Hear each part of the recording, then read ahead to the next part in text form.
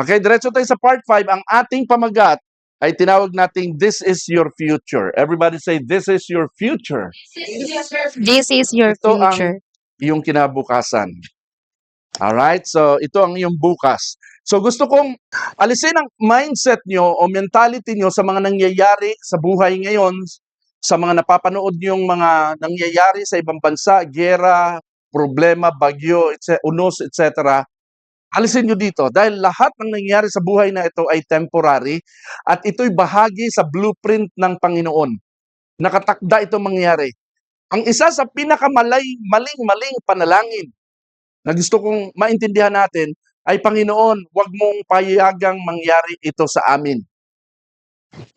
Naintindihan natin? Do not pray, Lord, take this away from me. Lord, let this cup pass over me. Kaya si Jesus Christ, sinalo niya agad kasi nangingibabaw yung flesh niya doon sa moment na yan eh. Sinalo niya agad ng not my will, but your will be done. Ibig sabihin, pag hindi tinugon ng Panginoon ang prayer mo, let your will be done, Lord. Kasi naka-blueprint. Pag sinabing blueprint, gawa na, nakaplano na, nandyan na yan eh. Huwag mo nang guluhin yung plano ng Panginoon dahil ayaw mo lang. Naintindihan natin? Lahat na nangyayari sa buhay ng tao, sa giyera sa Israel, sa Middle East, sa nangyayari sa ating bansa, maling presidente ang nailuklok natin. Kung ano man ang nangyayari sa atin, yan ay bahagi ng Ricardo, ng Requisitos, ng blueprint, ng plano ng Panginoon on the overall scale. So, si Jesus, ang panalangin niya, ang mga panalangin na gusto ng Panginoon sa atin ay ito. Let your will be done, at ang ipag-pray mo, yung ikaw ay palakasin ng Panginoon. Yung my grace is sufficient for you. Amen?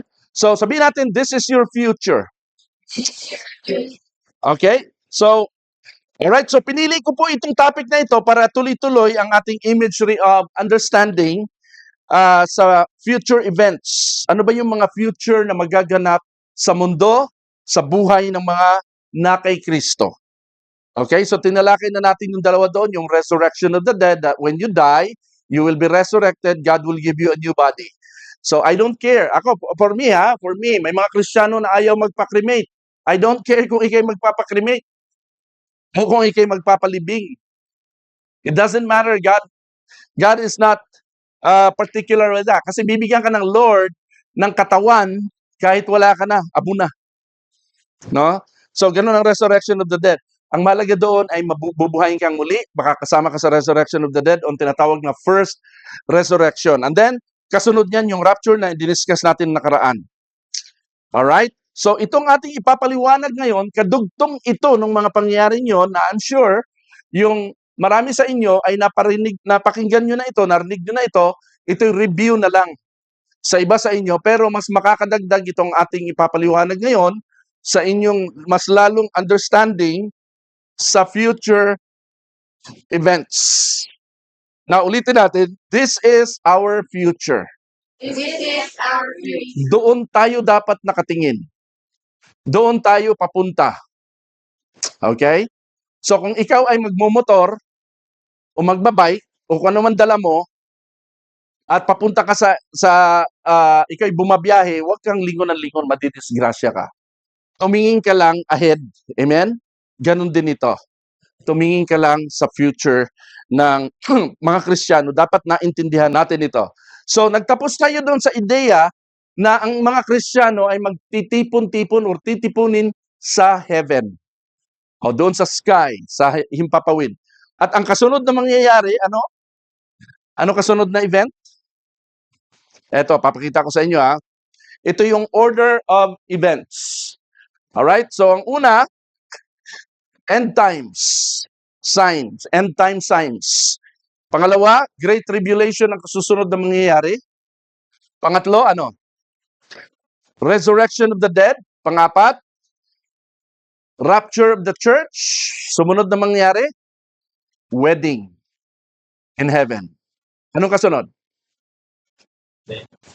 Anong kasunod? Any clue? millennial reign. Okay? The 1,000 years millennial kingdom of Jesus Christ. Ano yung panghuli?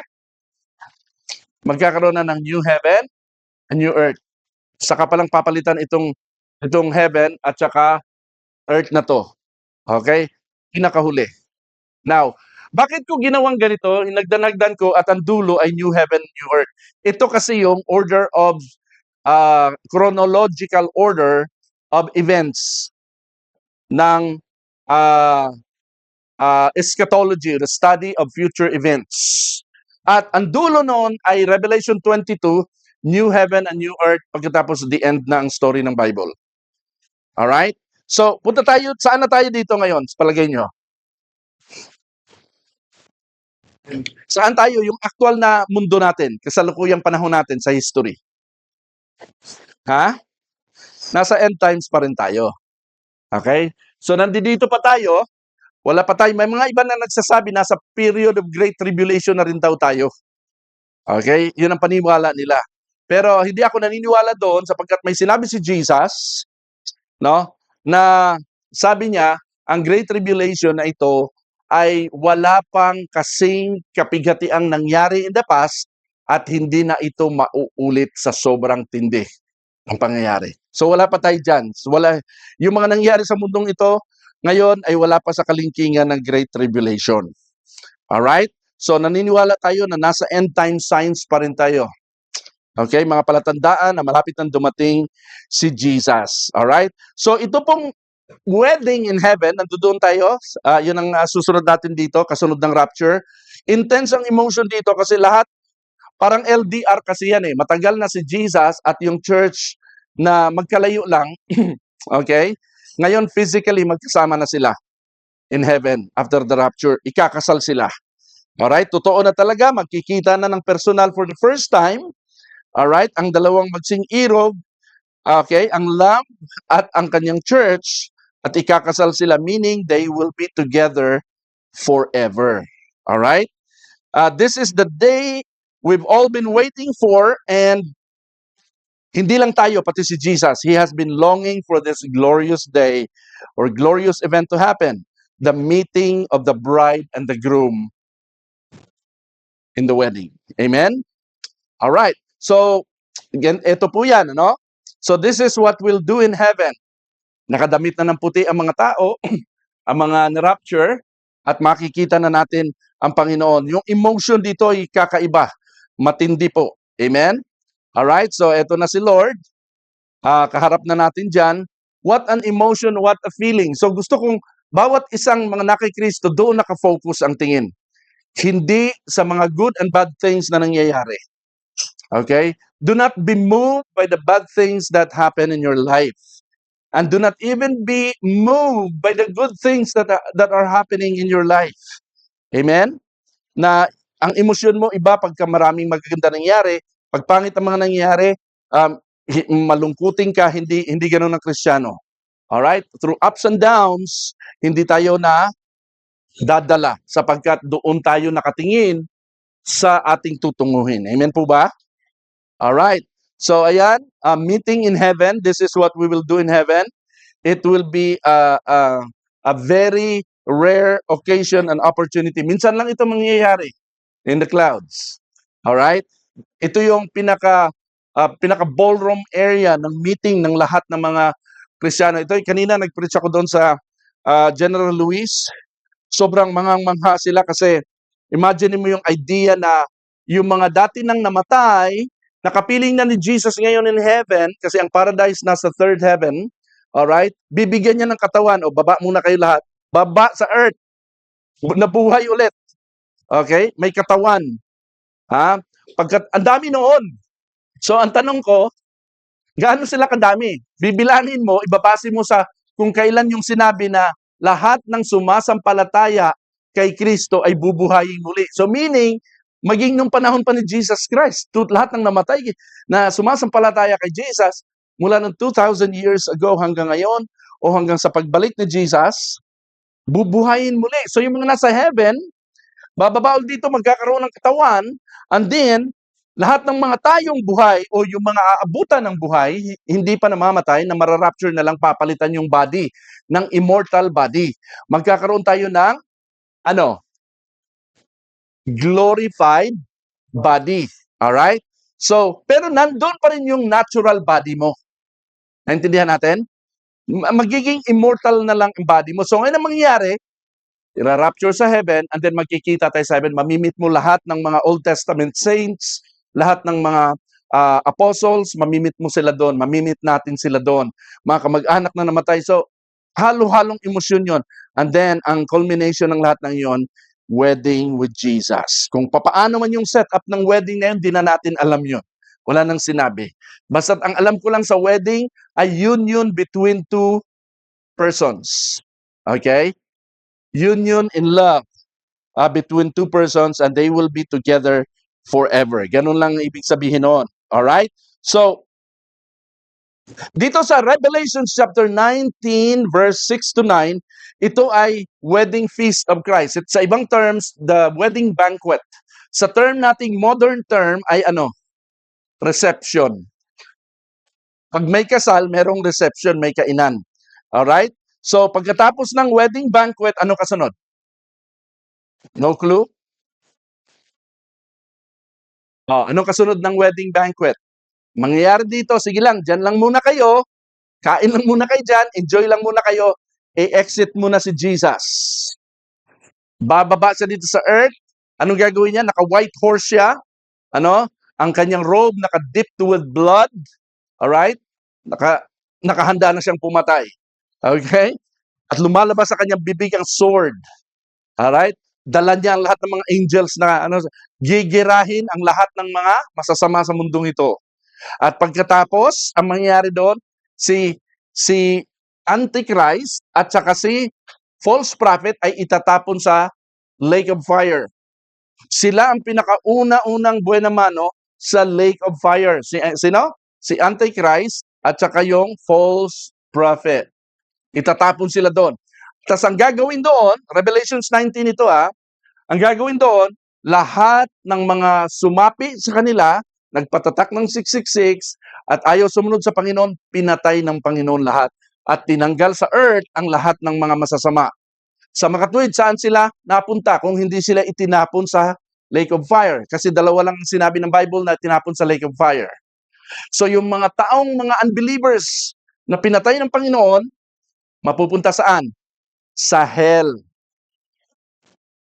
Ang hell ay waiting place, waiting ground for people to go to the lake of fire.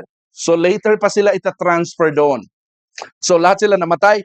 Ang earth ay purged na of all dumi, of all evil, of all the bad things. Nilinis na ng Panginoon ang earth na ito. This same world, this same earth.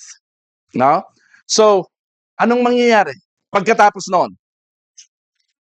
Ang church na ni-rapture ay dito nagaganapin ang tinatawag na millennial kingdom. Millennial reign na ang kasunod. Alright, tingnan natin kung nandyan. Alright, so dito sa wedding, kasama pa ito, picture nito, kasama pa rin ito sa wedding banquet. Sabi, bakit literal na literal for me ang wedding banquet na ito, ang kasalan na ito, na mangyayari talaga ito after the rapture? Kasi merong sinabi si Jesus sa mga disciples. Pakibasa, Matthew 26:29, ready, go. Mark my words, I will not drink wine again until the day I drink it new with you in my Father's kingdom. Ito yung Last Supper. Huling beses siya tumikim ng wine at hindi na ako iinom ulit hanggang sa panahon na kasama ko ulit kayong doon sa kingdom. So, kailan ba ito mangyayari? Sa wedding reception, sa wedding banquet. Kaya totoong-totoo, ang wine na ito, totoong-totoo, ang pag-inom na ito ng wine, totoong-totoo din ang kasalang yon. Hindi siya allegorical or metaphor. Okay? So because of that verse. All right?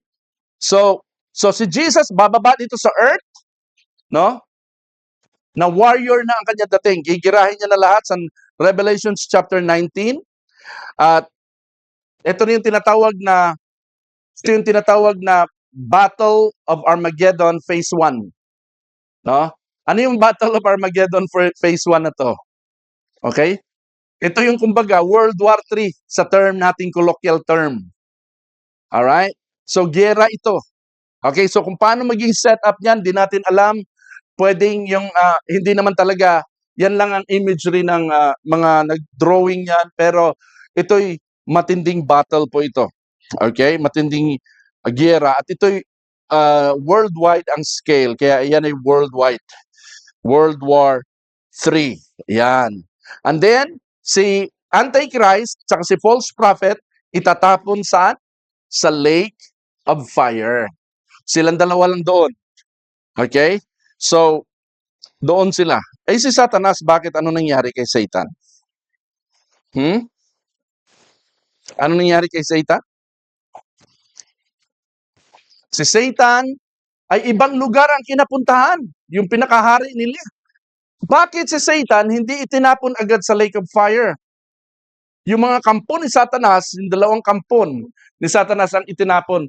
Pero siya, ikinulong lang sa bottomless pit, sa hukay na walang hanggan ang lalim o walang kasing lalim sa Revelation chapter 20. Alright? Merong reason kung bakit yon siya itinapon lang doon. Meron kayong clue? Any idea? Hindi pa tapos ang kanyang termino. Hindi pa tapos ang kanyang misyon. Alright? So, si God, makikita mo, hindi siya yung tipong pag masama ka, pipigilan ka niya. Hindi siya ganon. Kung masama ka, kung gusto mong gawin yung masama, no, gawin mo lang. Papabayaan ka ng Panginoon. At kung ang purpose ng Panginoon sa iyo ay iba sa gagawin mong masama, babaguhin niya yung lakad mo. Katulad ni Paul. Bigla niyang hinold up, dito ka, maglilingkod ka sa akin.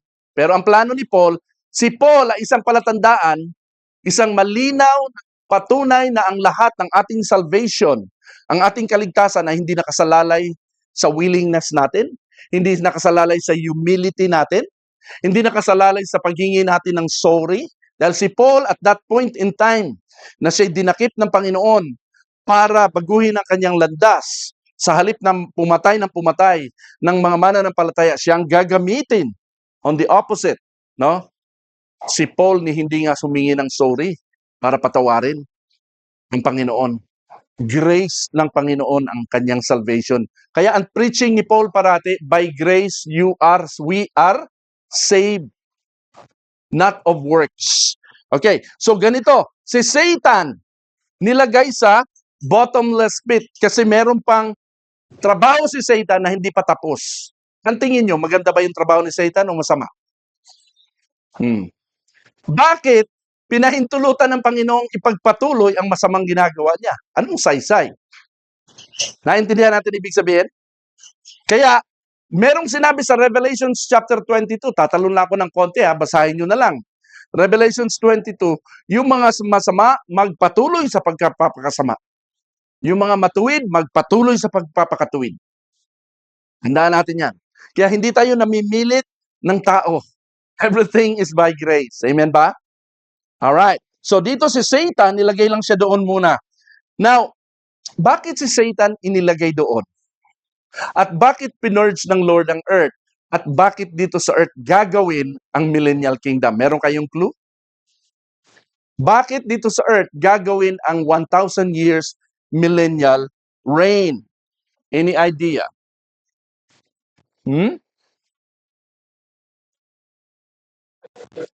Gusto kong gumana yung utak nyo dito. Alright? Tama yun, narinig ko, para matupad yung prophecies. Okay? Share ko sa inyo yung mga prophecies na yun, ano? So, ang earth na to ay gagawing paradise. So, sabi natin last time, ang paradise ngayon, kasalukuyang nasa third heaven, doon nakita ni Paul yun nung dinala siya sa third heaven. Sa rapture, sa resurrection of the dead, bibigyan ng katawan yung mga patay, at yung mga rapture ibababa dito sa earth na ito, malinis na sa kasalanan, at dito na maninirahan ng 1,000 years. At ang description ni Isaiah, ni Prophet Isaiah dito sa 1,000 years millennial kingdom na ito ay super napakaganda ng lugar, ng earth. Alright? Si John MacArthur, meron akong quote na nagustuhan ko, binasa ko, and then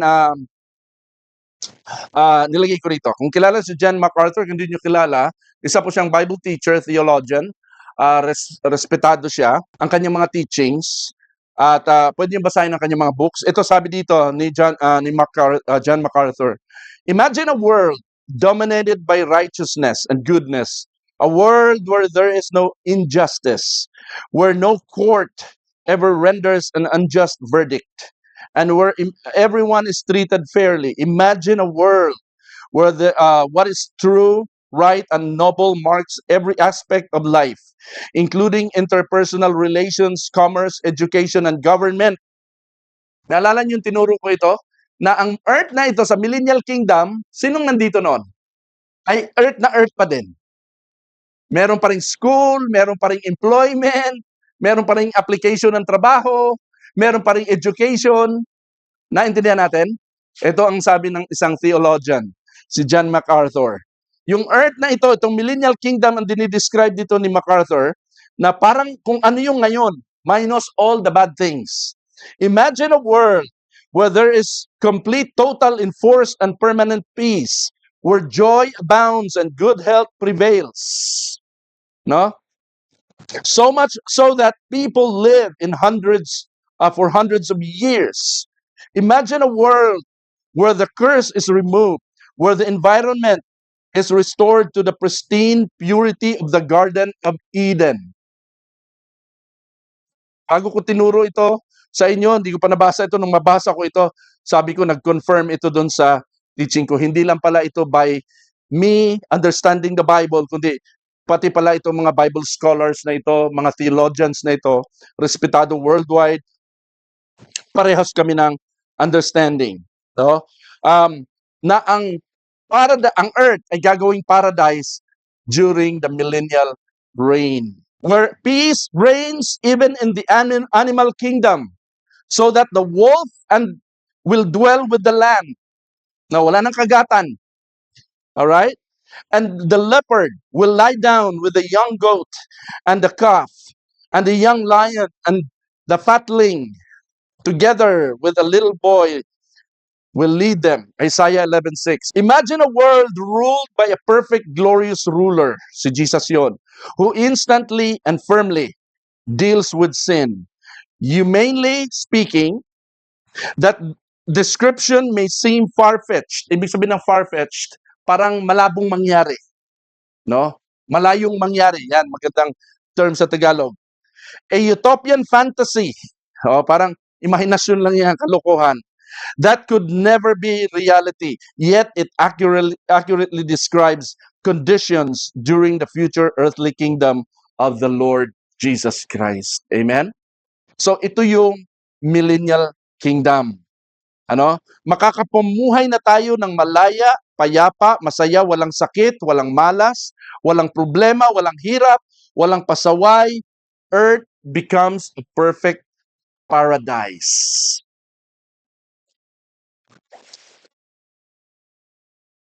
Have you ever imagined bakit earth ang pinili ng Panginoon gawing paradise?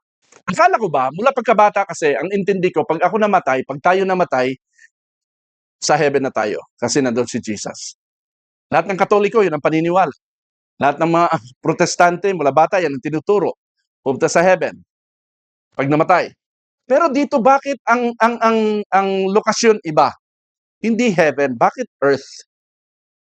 Naintindihan natin? Bakit? When God created the heavens and the earth, at the end of the day, after 7 days, He rested, and then sinabi niya, tiningnan niya lahat ng creation, including man. Sabi niya, it was very good. Hindi niya sinabi yung 2 words na very good na yan sa mga angels na create niya who are spirits. Hindi niya sinabi yung very good na yan sa mga seraphims and cherubims. Hindi niya sinabi ito sa lahat ng creation niya. Hindi niya sinabi Kailanman wala kang mababasa in heaven, it's a place very good. Merong kantang, heaven is a wonderful place, filled with glory and grace. Alam niyo yun? Tinuro ko dati. I want to see my Savior's face, cause heaven is a wonderful place. Pero tayo lang nagsasabi noon, ginawa ng kanta. Pero si Jesus o si God, sabi niya, create niya ang earth, very good. Ibig sabihin, very pristine, perfect. Ito talaga ang masterpiece of the Creator. This is the permanent place God wants us to be. Kaso umintra ang sin. Umentrada ang sin. Sa dalawang tao na walang kamuwang-muwang sa kasalanan. Sila? Masyado silang ignorante doon. Alright? Ang tanging alam na lang nila, puro love, puro kabutihan ng Diyos, because they were created in the image of God. So, sabi sa Pahayag 20, mula 1, nandito ba? Yan, earth will become paradise. Ganun na siya kaganda. Okay? Now, so, Revelation chapter 20, verse 1 to 4. Babasahin ko lang ha. Hold on. Yan, verse 1 to 4. Pero babasahin ko mula 4 to 6. Tatalunan ko na yan. Sabi sa Revelation 20, verse 4 to 6, hindi ko siya nilagay dyan. At nakakita ako ng mga trono at mga nakaupo doon ay binigyan ng karapatang humatol. Nakita ko rin ang mga kaluluwa ng mga taong pinugutan dahil sa pagpapatotoo tungkol kay Jesus at sa pagpapahayag nilang salita ng Diyos. Hindi sila sumamba sa halimaw ni sa larawan nito, ni tumanggap man ng tatak ng halimaw sa kanilang noo o kamay. Sila'y nabuhay at nagharing kasama ni Kristo doon o sa loob ng 1,000 taon. Ito ang unang pagkabuhay sa mga patay. Ang iba pang mga patay ay hindi nabuhay hanggang hindi natatapos ang 1,000 taon. Alright? Pinagpala at ibinukod para sa Diyos ang mga nakasama sa unang pagkabuhay ng mga patay, walang kapangyarihan sa kanila ang pangalawang kamatayan. Meaning, ang lahat ng na-resurrect at lahat ng ni-rapture ay hindi na mamamatay. Tandaan natin? Now, ito ang matindi. Meron pa ring mamamatay sa Millennial Kingdom. Sino yung mga mamamatay doon? Mga babies. Okay? Mamaya, walang kapangyarihan sa kanila ang pangalawang kamatayan, sa halip. Sila'y magiging mga pari ng Diyos, servants of God, at ni Kristo, at maghahari silang kasama niya sa loob ng 1,000 taon. No, para sa akin, masyado akong mesmerized dito sa mabubuhay ako ng 1,000 taon. Excited ako dito eh. No, ako lang siguro yung na-excite mamatay. Because of this word of God. Now, so ano yung mangyayari sa atin? Itong time na ito, in the Millennial Kingdom, this is a time when the faithful are rewarded.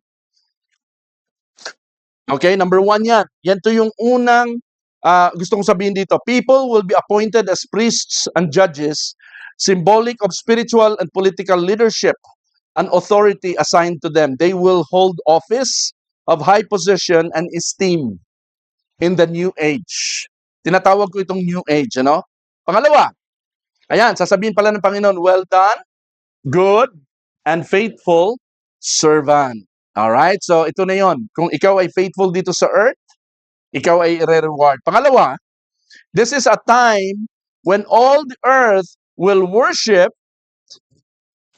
the Lord only. Amen? Wala nang relihiyon dito.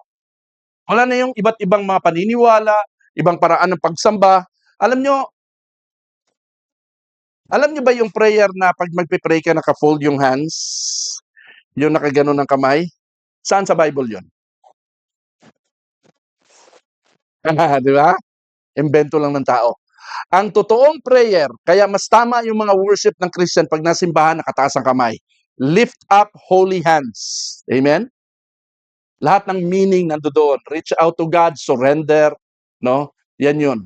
At ikaw ay wala kang kinakapitan, nakakapit ka sa Lord. So ganun. Wala na. Worship God only. That's the biblical way of prayer and worship. Alright? Anong sabi dyan sa Isaiah chapter 2 verse 2? Ang sabi po dyan, no, buong mundo, all the earth, ay sasamba na sa Kanya. Oh, grabe, ano, ang ganda kaya, no? Oh, lahat ng tao sa buong earth ay mananampalataya. Ano, Abi? Maganda, di ba? Okay, pangatlo. Nakibasa, ready, go. The biblical prophecies are fulfilled. This is the time when all the biblical prophecies are to be fulfilled. Maraming biblical prophecies na na-fulfill na ngayon during the time of Jesus, pero there are prophecies na hindi pwedeng ma-fulfill ngayon. At dito lang sila nakatakdang ma-fulfill. Kasi dinesign yung mga prophecy na yun para sa ganitong klaseng mundo. Pristine world, pure world. Doon lang pwede mangyari. Walang evil. Alright? Naka-prophesy po yun. The central theme of the millennial reign is to fulfill the 4 biblical covenants regarding the kingdom of Christ and the restoration of Israel. Alright? Nabanggit yung restoration of Israel. Okay? Yung nangyayari sa Israel ngayon, part and parcel na yan dito. Okay? So, ang mga covenants ay mga bagay na ipinangako ng Diyos sa mga nuno ng Israel na kailangan niyang isakatuparan. Sino ba yung mga pinangakuan ng Panginoon ng covenant? Ang buong Israel ba? Ha? Hindi. Ang pinangakuan niya lang ng covenant na to, alam niyo kung sino? 2 tao lang. Sino yung unang tao? Si Amang Abraham lang. Sino yung pangalawang tao? Si Haring David. And all Israel na hindi sumusunod, no? Kaya kung pumalo ang Diyos ng kanyang bayan, ganun na lang. Ganun siya katindi. Kasi ang promise naman niya, hindi sa lahat ng mamamayan, kundi sa 2 tao. Kaya, kung i-restore niya para matupad ang kanyang mga pangako, dahil yun sa 2 taong pinangakuan, doon ipinapakita ng Panginoon na siya ay faithful God. He will destroy you, papaluin ka niya, He will go even as far as killing you kapag ka ganun ka kasama. Hindi ka nasunod sa Kanya. Pero ire-restore niya ang lahat ng mga pangako niya para lang matupad yon sa 2 taong pinangakuan niya. It's not in this life, it will be in the life to come. Ganon si God ka-faithful. Nasusundan natin? Sino ulit yung 2 tao? Lahat ng ginawa ng Diyos sa lumang tipan, it was motivated by His promise to Father Abraham. Nasusundan natin? At saka kay King David. Kay Father Abraham, ito naman yung lahat ng Israelites. Pangako niya sa Israel na padadamihin ko kayo, magiging sindami ng buhanginan, and I will bless you, and then all the earth will be blessed because of you, na hindi pa nangyayari ngayon. Kasi maraming pagans ngayon, maraming unbelievers. Mangyayari lang ito saan? Sa millennial kingdom when all the earth believers na. Yan ang pangako niya kay Abraham. Alright? Kaya niya gagawin ang millennial kingdom para matupad yung promise na yun kay Abraham. Yun yung tinatawag na Abrahamic covenant. Ito yung 4 na covenant. Pag sinabing covenant, kasunduan o pangako ng Diyos, Abrahamic covenant. No? Sa Genesis, sabi sa Genesis 15 verse 18 to 21, so the Lord made a covenant with Abram that day, and said, I have given this land to your descendants all the way from the border of Egypt to the great Euphrates River, and the land now occupied by the Kenites, Kenizzites, Kadmonites, Hittites, Perizzites, Raphites, Amorites. Ito yan. Ayan. Nandyan pala, nilagay ko. Ayan ang yan yung bansang Israel ngayon. Ganyan ang itsura niya dati, bago pa siya naging Israel. Nung ipinangako pa lang niya kay Abraham. No? Ang nakatira dyan, puro mga pagano. puro mga um, sumasamba sa Diyos-Diyosan lahat. Sila yung mga Kenites, Kenizzites, Kadmonites, Hittites, Perizzites, Rephites, Amorites, Canaanites, Girgashites, and Jebusites. No? Ipapa-occupy ng Diyos yun. Kaya pinangako niya yun. Ha? Kaya yung lugar na yan, naging Israel na ang nakatira dyan. Tinanggal na sila lahat yan. Ang pangako ng Diyos kay Amang Abraham ay paramihin ang kanyang lahi mula sa lugar na to hanggang sa mundo, sa buong mundo. Kaso hindi nangyayari. Alam niyo kung bakit? Kasi marami ang kumukontra pa. Kumahadlang, kumakalaban. Kaya kinalos niya lahat sila, pati si Satanas ay ikinulong para matupad ang promise na ito, na yung bansang Israel nakakaparanggot. Alam niyo gaano kalit ang Israel? Pakita ko lang sa inyo. Ha? Ayan. Ayan. So dati, ito ang itsura niya, ngayon yan ang itsura niya. Alright? So, pero ngayon, hindi pa rin niya occupied lahat. Tingnan nyo, ang kulay dilaw lang yun na occupy niya. Kaya ang gulo-gulo ngayon sa Israel. Kasi yung mga Palestino, kinakalaban sila. No? At hindi rin sila makaporma sa Jerusalem kasi hindi lang sila nagmamay-ari ng Jerusalem, pati mga Muslim. In fact, nandyan ang pinakamalaking mosque ng Islam, yung Dome of the Rock. Na kailan itinayo yan? Tinayo yan nung itinatag ang Islamic religion 6th century AD. Naku, huwag niyong gagalawin yung mosque na yan. Pag yan ay binomba-bomba nyo, ginalaw niyo yan, dilubyo buong mundo yan. Kasi ang mga Muslim ay 1.8 billion na.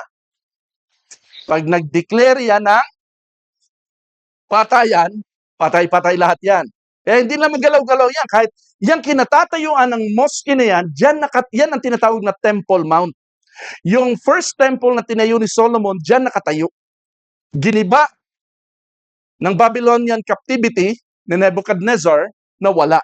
Itinayo uli ng panahon ni Amos, panahon ni Ezra, yung second temple. Giniba ulit, kailan? 70 AD, giniba ng mga Romano. So nabura. Lumipas ang kasaysayan, dumating ang mga Muslim, noong 600th century, itinayo yan, at yung kung saan nakatayo yung Temple Mount, yung temple, doon na itinayo itong mosque ito. At mahihirapan na silang tanggalin yan. Kaya merong nagbabadya na World War III kapag yan ay nagasgasan o ginalaw yan. Naintindihan natin? Okay? Ngayon, kung 2 billion ang mga Christians, 1.8 billion ang mga Muslim na nagkakaisa. Pag inutos, go! Ubusin natin ang lahat ng mga hindi Muslim, go lahat yon. Hindi katulad natin, may mamabait pa, ayaw natin. Ayaw natin sumama sa kanila. Hayaan mo sila. Magkakaisa sila, hindi natin nagkakaisa, pero sila nagkakaisa yan sila. So, hindi magalaw-galaw yan. Kaya hindi matutupad yung promise na yan, na yung mga lugar na ito, buong lugar na yan ay ma-occupy kay Abraham. Kailan matutupad? Magwala ng ibang relihiyon. Magwala na si Satan. Saan mangyayari yan? Sa millennial kingdom. Naintindihan natin? Ganito lang kaliit. Tama ka, sinlit ng Palawan, ang Israel. Ayun, no? Mas maliit pa nga sa Palawan. A tiny nation with a big God. Amen? Alright. So, Abrahamic Covenant, Land Covenant. Okay, ano naman tong Land Covenant? Noong May 14, 1948, no, bumalik lahat ng mga Israelites sa Israel at nabuo yung kanilang bansa after their war with the Arab countries. Dineclare na independence, na independent na ulit ang Israel. Asan dito yung picture? Yan. State of Israel is born noong May 14, 1948. After ng giyera, nanalo sila, dineclare at nirecognize sila. Ang pangalan ay Israel. Alright? For the first time, after almost 2,000 years. And then, konting panahon lang after that, nag-flourish agad yung kanilang bansa. Ganon sila blines ng Panginoon. No? Pero hindi pa rin ganap na natutupad ang propesiya kasi hanggang ngayon, kinakalaban pa rin sila ng mga Palestino. Alam niyo yung mga Palestino, wala naman yan sila dyan dati. During their absence, sila na nag-occupy sa land. Pero dahil pinangako ng Diyos sa kay Amang Abraham yan, pinahintulutan ng Panginoon na maski maliit lang sila, talunin nila lahat ng mga malalaking bansa sa giyera. Kasi kalooban talaga ng Panginoon na bumalik sila dyan. Kaya yung pagkakabalik nila dyan, katuparan niya ng prophecy. Amen? Land covenant yan na pinangako niya, ibabalik ka ng Panginoon. Yan yung Palestinian covenant. Okay? Pangatlo, Davidic covenant. Okay? Dito naman sa 2 Samuel 7 verse 8 to 16, madami yan, mga verses dyan, pati sa Psalms and Jeremiah. Ipinangako ng Diyos kay David na mananatili ang kanyang kaharian magpakailanman. Yan. So, yan ang pangalawang taong pinangakuan niya. Kung kay Abraham, padadamihin buong mundo, kay David naman mananatili ang kanyang throne forever. Hindi yan matutupad sa kanyang panahon. Yan ay matutupad sa millennial reign. Okay? So, New Covenant. Anong tong New Covenant? Ano naman to? Ito yung New Testament. Alright? Ang New Testament, nakasulat na yan sa Jeremiah pa lang. Jeremiah 31. Tayo ay kasalukuyan pong nasa New Testament na ngayon. Mula nung ipinako si Jesus Christ sa krus, so natupad na yan. Subalit hindi pa lubusang natutupad ang lahat ng sinabi dyan sa propesiyang yan. Alam niyo kung bakit? Ang dami lahat ng preaching ni Jesus Christ sa Matthew. Pag basahin niyo ulit, pag nag-preach si Jesus Christ ng mga talinghaga tungkol sa kaharian, the kingdom of God is like unto a man. Yung mga ganon. Every time he talks about the kingdom of God, this is the kingdom of God that he's talking about. Alright? Ito yung kaharian ng Diyos. Ito yung millennial reign na nagahari si Jesus Christ. Amen? Yan yung kingdom of God na tinutukoy. So ito yung apat na covenant kung bakit mangyayari ang millennial kingdom. Alam niyo bang maraming Christians, may mga Christians ngayon na hindi naniniwala sa millennial reign or 1,000 years reign of Christ? Ito lang daw ay symbolic at kasalukuyan na daw tayong nasa millennial kingdom o millennial reign. Jesus, extended lang daw sa 1,000 years, hindi daw kasi literal na 1,000 years to. Ang ibig lang daw sabihin ng 1,000 years ay word lang daw yung ginamit. Ang katotoong kahulugan daw noon ay unlimited period of time kung kailanman. No, sariling opinion na nila yan. Tayo, we will stick to what the Bible says even if we don't fully understand it. Amen? Ganun yun. No? We prefer not to totally understand God's word for as long as we follow what He said, di natin dadagdagan, di natin kukulangan, susundin natin yun. Kaya maintindihan natin o hindi, mas okay yun na hindi natin naintindihan. That only means na we are humans and He is God speaking to us. Amen? Alright. So, yan yun, ano? Pangatlo, so sabi natin yung una, it's a time when the faithful are rewarded, a time when all the earth will worship the Lord only. It's a time when all the biblical prophecies are to be fulfilled. At ang pang-apat, ano yung pang-apat? It's a time of absolute peace and prosperity, safety, and security. Yung wolf, nakita niyo yan? Sabi sa Isaiah 32 verse 18 to 20, na yun daw wolf, mabangis na asong gubat, ay magsasama, sila ay magkapiling ng mga lamb, mga walang kalaban-laban na mga guya na yan. Ayan, amen? Amen po ba? My people, Isaiah 32, verse 18 to 20, my people will live in safety quietly at home. They will be at rest even if the forest should be destroyed and the city torn down. The Lord will greatly bless His people. Wherever they plant seed, bountiful crops will spring up. Their cattle and donkeys will graze freely. Grabe, ano? Ang land, tutubo na lang dyan ang mga halaman, ang mga pagkain, everything. Wala nang kahirap-hirap. Isaiah 11:6 to 9, Ang sabi dito, in that day, the wolf and the lamb will live together. The leopard will lie down with the baby goat. The lamb, the calf, and the yearling will be safe with the lion. And a little child, everybody say little child. And the little child will lead them all. The cow will graze near the bear. The cub and the calf will lie down together. The lion will eat hay. Kita mo, lion ito kakain ng damo. Saan kayo nakita ng lion na kakain ng damo?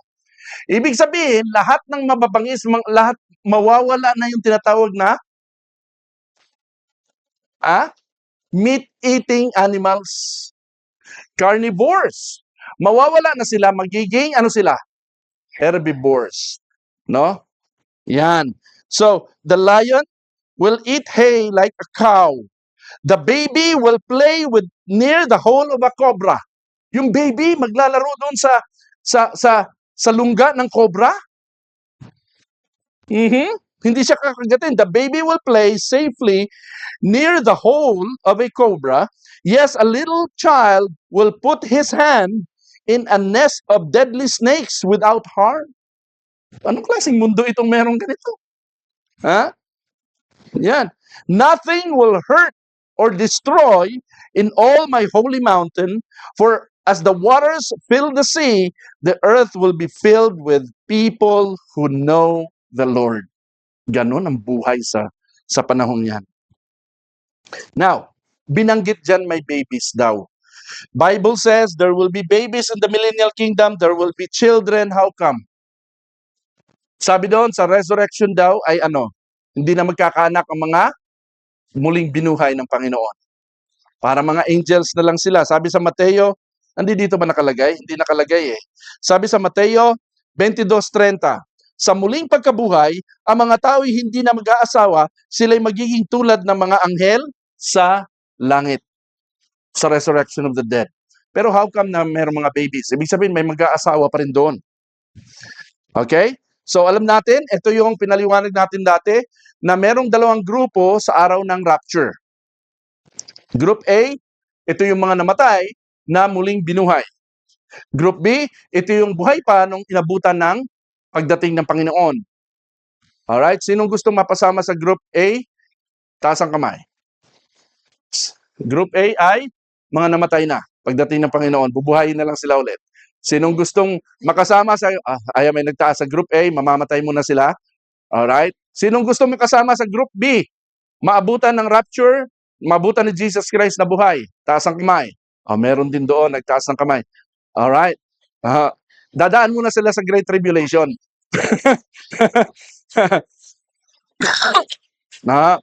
Pareho yan, may pros and cons, may disadvantage. Ngayon, sabi dito, pakibasa, 1 Thessalonians 4:16, ready, go.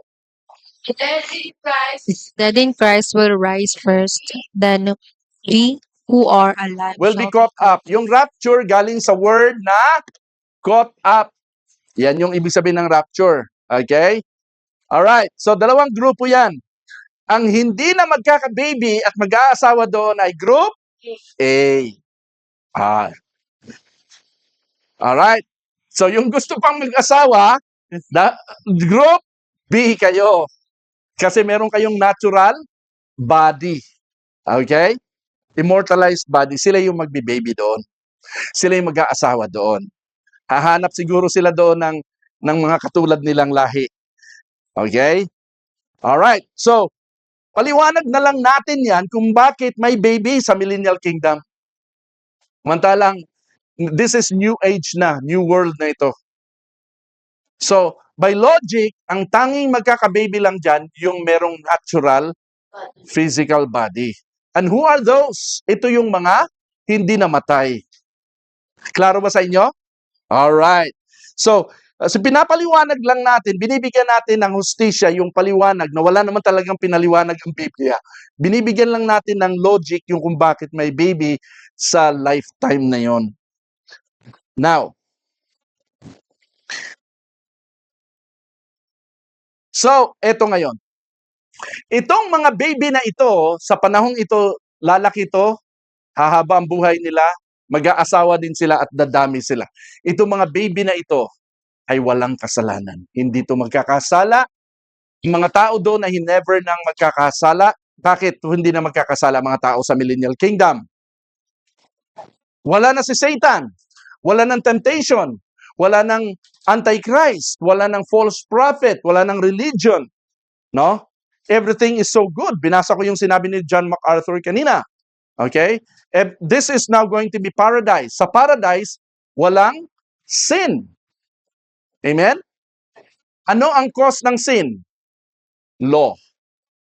Kapag kami bawal na batas, itong batas, bawal, maraming pagsuway na mangyayari, kaya nagkakasala. Wala nang law during that time. Amen? So, walang kasalanan itong mga baby na ito. Holy ito hanggang tumanda sila doon. Abuhay sila ng 1,000 years. Ito ngayon ang tanong. Bakit nung si Satan ay pinalaya na after 1,000 years, nagkaroon ng napakaraming sumanib kay Satan at kinalaban ang Panginoon? Ha? Sabi diyan, pakibasa ha, Pahayag 20:7-8. Ready? Kita nyo? Go. Pagkatapos ng 1,000 taon ay palalayain si Satanas mula sa kanyang pagkabilanggo. Lalabas siya at dadayain ang mga bansa mula sa 4 na sulok ng daigdig, ang Gog at Magog. Titipunin niya ang mga ito upang isama sa pakikipagdigma. Ang hukbong ito ay sindami ng buhangin sa tabing dagat. Nilagyan ko ng kulay dilaw yung sindami ng buhangin sa tabing dagat. Okay? Now, wag niyo munang alisin. Lagyan mo lang sa screen ha.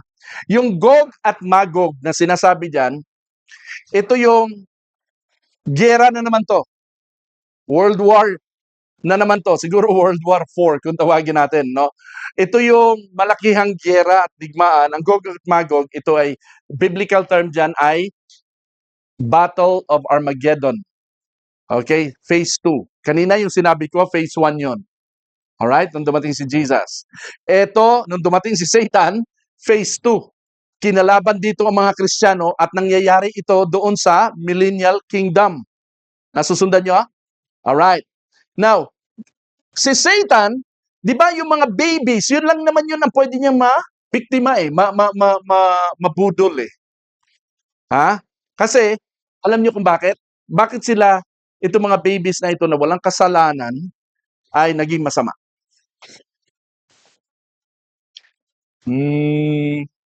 Pwede? Correct? Kasi hindi naman sila ni-rapture at pinalitan. Pero, pwede rin glorified body sila kasi sa time na yon hindi ka pa pwedeng hindi ka glorified body. Who knows? Hindi natin alam. Maring tama ka. Pero ang pinaka-main reason kung bakit sila nabiktima ng Satan at nakuha ni Satan at napakadami nila. Ito'y patunay, ang sindami ng buhangin sa tabing dagat, katunayan lang ito na ganun kadaming tao sa panahon na yun. Alam nyo, hindi yan hindi yan bulaklak na salita lang. Yan ay literal na sindami ng buhangin sa tabing dagat. Mamaya papakita ko sa inyo. Okay? Si Adan at si Eva, walang kasalanan. Dumating si Satanas, ilang mga salita lang, sumama ni Satanas sa kanya. Amen? Nagsimula ang kasalanan. Naintindihan natin? Okay, when you start to believe a lie, that's when you start to sin. Don't believe a lie. Ganon ang ginawa. So ito, naniwala sila, nagkasala sila. Yung mga ni-rapture, mga namatay na binigyan ng katawan at mga pinalitan ang katawan, hindi na yon matutokso. Alam niyo kung bakit? They are redeemed by the blood of the Lamb, Jesus Christ, beforehand. Pero itong mga babies na ipinanganak doon, they are not redeemed by the blood of Jesus. Why? Because they didn't have sin. Wala silang kasalanan. They don't need to be washed by the blood and redeemed by the blood of Christ because what? Wala silang sin. They're not qualified to be washed by the blood of Christ because you don't have sin. Kaya itong mga to, they are unredeemed. Naintindihan natin? Wala nga lang silang sin. Kaya nung dumating si Satan, katulad ni Adan at ni Eva, madali silang nahila. Naintindihan natin?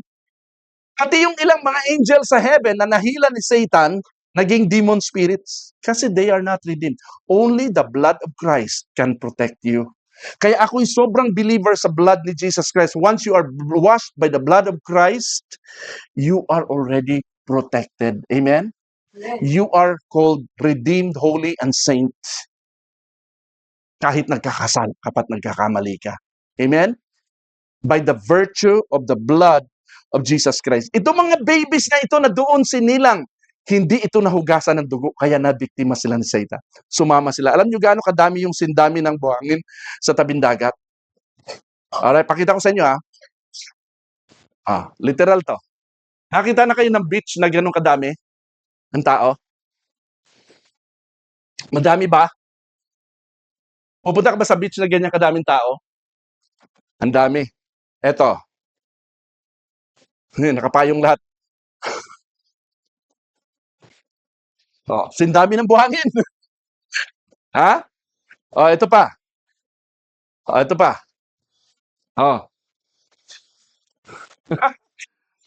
Literal. Totoo talaga ng sindami ng buhangin. Ito'y pagsasalarawan lang ng sinabing sindami ng buhangin. Ito hindi imbeto. Ito totoo talaga. Hindi nag-i-exaggerate ang writer dyan. Ito pa, mas matindi. Puro tao lahat yan. Anong katindi?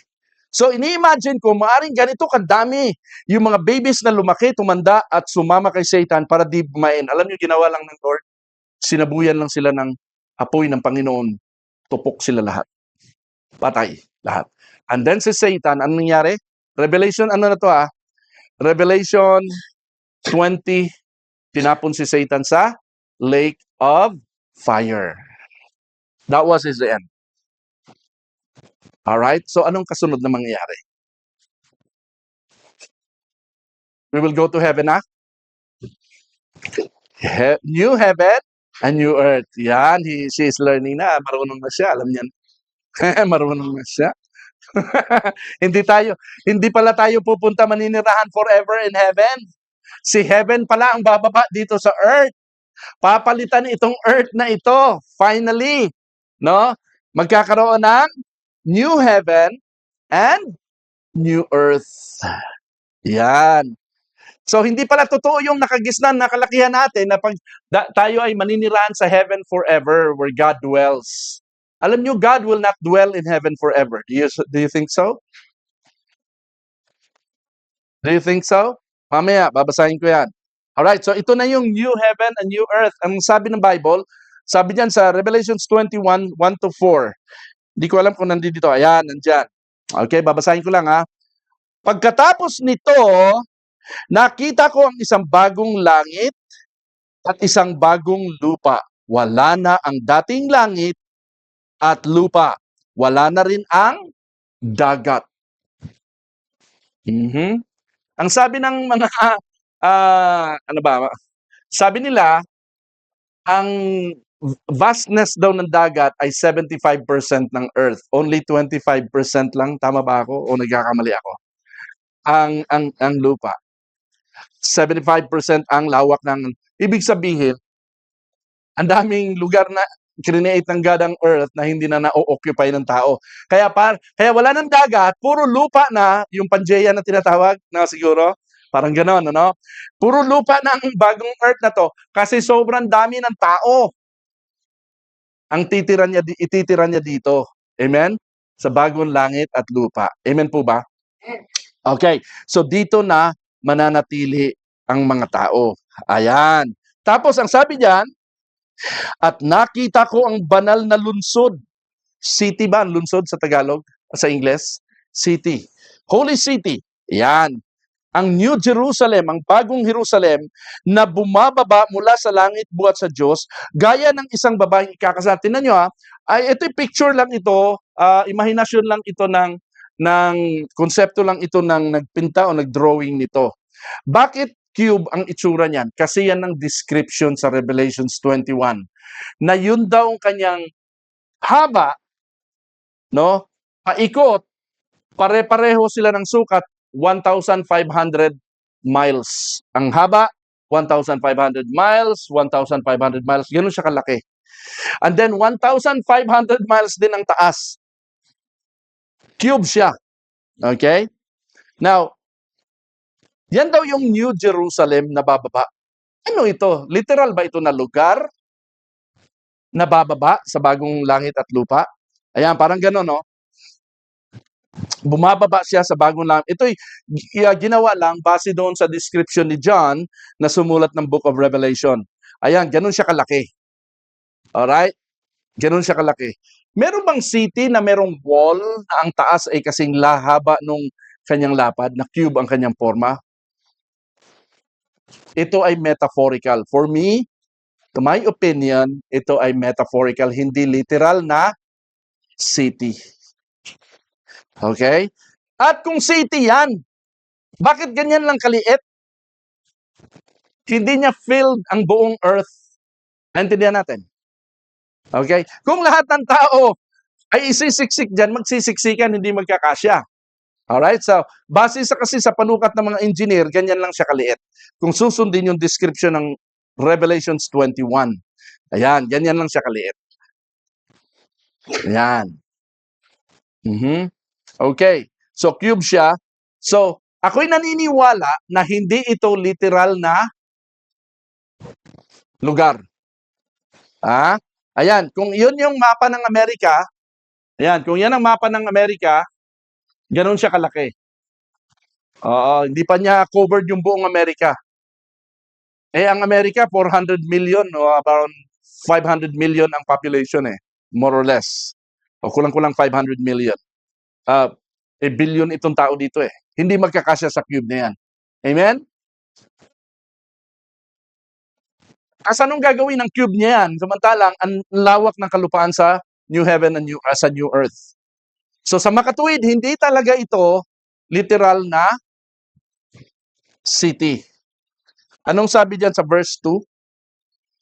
Sabi diyan, nakita ko ang banal na lungsod, ang bagong Jerusalem na bumababa mula sa langit buhat sa Diyos, gaya ng isang, babaeng ikakasal. Siya'y nakabihis at nakahanda sa pagsalubong sa kanyang mapapangasawa. Ito pala ay mga tao. Symbolized as New Jerusalem. Alam niyo si Jesus nung yung pagpasok niya doon sa Jerusalem at ang mga tao nakabantay na doon, yung nagwawagay sila ng palaspas. Kaya yung ginagawa ng Linggo de Palaspas ngayon, nagwawagayway sila. Blessed be who comes in the name of the Lord. Yung mga ganon, nagwawagayway sila. Sabi ni Jesus, tiningnan niya ang Jerusalem, Jerusalem, Jerusalem, kay tagal ko kayong nilalagay sa aking malabay na pakpak, pero umaayaw kayo, ayaw nyo. Mahal na mahal niya ang Jerusalem. Kaya sa pagkakataong ito, ang Jerusalem na tinutukoy dito ay mga tao na niligtas ng Panginoon. This is the church. These are the redeemed people of God na bumababa, na nakabihis, nakahanda sa pagsalubong sa kanyang mapapangasawa. Narinig ko ang isang malakas na tinig mula sa trono. Tingnan ninyo, ang tahanan ng Diyos ay nasa piling na ng mga tao. Yan, nandyan pala yan, nilagay ko. Ang sabi dyan, siya'y nakabihis at nakahanda sa pagsalubong sa kanyang mapapangasawa.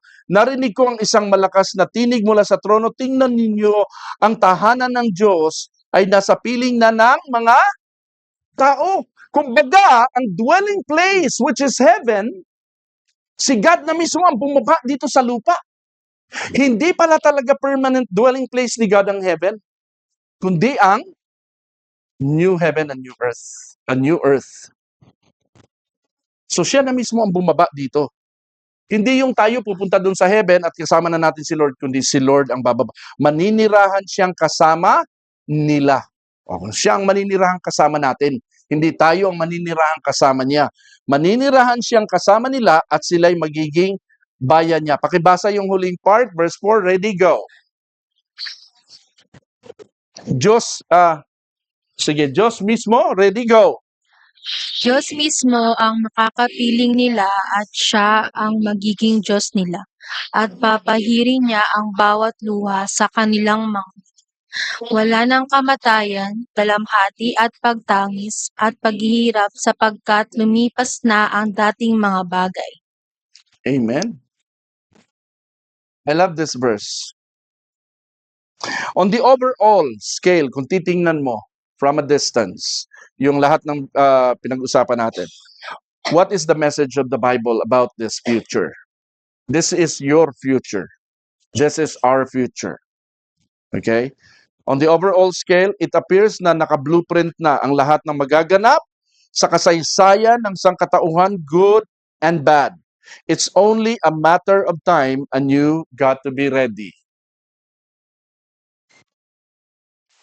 Yung nangyayari ngayon sa Israel na giyera, part yan ng plano ng Diyos. Kaya nangyayari at pinahayagan ng Panginoon yan, no, na mangyari. Kasi kinakailangan niyang lugar na yan ay mapunta sa Israel. Pero hindi yan fully matutupad dito. Okay? Sabi sa Revelations chapter 22, babasahin ko lang nandito ito. Gusto ko kayong bumasa finally. Pahayag 22, Gs hanggang 13. Ready? Pakibasa po ng malakas. Ready, go. At sinabi rin niya sa akin, huwag mong ililihim ang mga propesiya na nasa aklat na ito, sapagkat malapit nang maganap ang mga ito. Magpapatuloy sa pagpapakasama ang masasama, magpatuloy sa pagpapakarumi ang marurumi, ngunit mamumuhay kalooban ng Diyos ay magpapatuloy sa gayong pamumuhay at ang banal sa pagiging banal. At sinabi ni Jesus, makinig kayo, darating na ako. Dala ko ang mga gantimpalang ibibigay sa bawat isa ayon sa kanyang ginawa. Ako ang Alpha at ang Omega, ang una at ang huli, ang simula at ang wakas. Amen. Palakpakan natin si Lord. Amen.